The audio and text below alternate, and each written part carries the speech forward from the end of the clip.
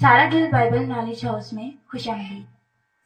Bible مقدس میں سے پرانا نامہ امثال کی کتاب 10واں باب 14ویں آیت۔ دنا آدمی علم جمع کرتے ہیں لیکن احمق کا منہ قریبی ہلاکت ہے۔ I am Bible student Sadia Munir John from SGBKH۔ I salute you in the lord.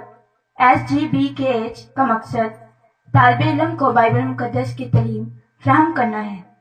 آئے ہمارے ساتھ مل کر بائبل مقدس کی تعلیم کو عمدہ اور بہتر نظام کے تحت پرامن ماحول میں سیکھیں۔ ہماری خدمات عبرانی زبان، انگریزی زبان، اردو زبان، مسیحی طریق۔ شکریہ۔ بائبل مقدس میں سے پرانا ڈرامہ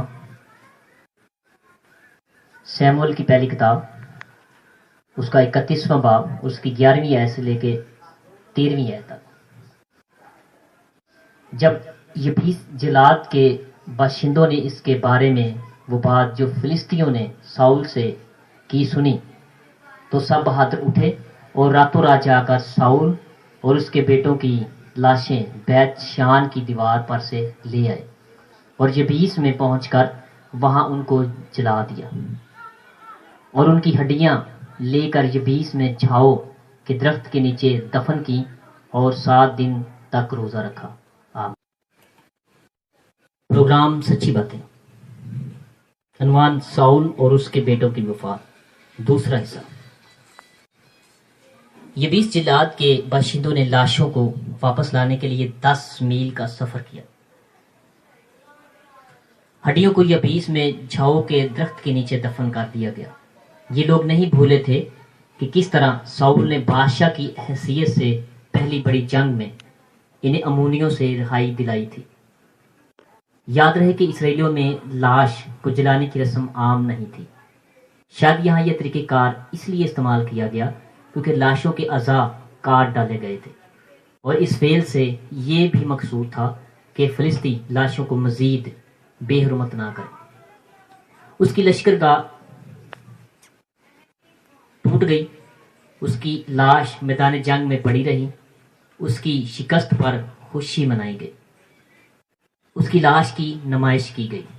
یبیس جلاد کے لوگوں نے بڑی مشکل سے اس کی لاش واپس لی۔ یوں اس آدمی کا زوال ہوا جسے خدا نے رد کر دیا تھا۔ یونتن جو دنا، بہادر اور نیک شخص اور داؤد کا بہت دوست تھا اور اس لحاظ سے باپ کا مخالف تھا، وہ بھی دوسروں کے ساتھ کھیت میں آیا۔ ساؤل فلسطینیوں کے ہاتھوں سخت زخمی ہو گیا اور اس نے خود اپنے آپ کو قتل کیا۔ یہودی کہتے ہیں کہ ساؤل کا صلاح بردار دوئگ تھا۔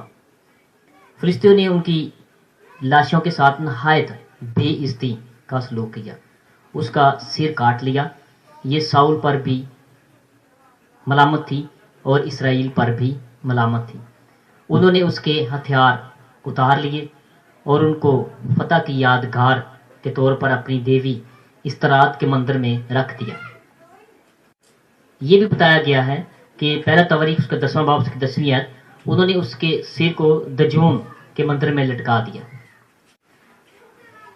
میرے عزیزو، ہم امثال کتاب اس کا 21واں باب اس کی 31ویں آیت میں پڑھتے ہیں، جنگ کے دن کے لیے گھوڑا تو تیار کیا جاتا ہے لیکن فتح یابی خداوند کی طرف سے ہے۔ اس کتاب کا آغاز سیموئیل کی پیدائش کے بیان سے ہوا اور اب اختتام ساؤل کی تدفین کے بیان سے ہوتا ہے۔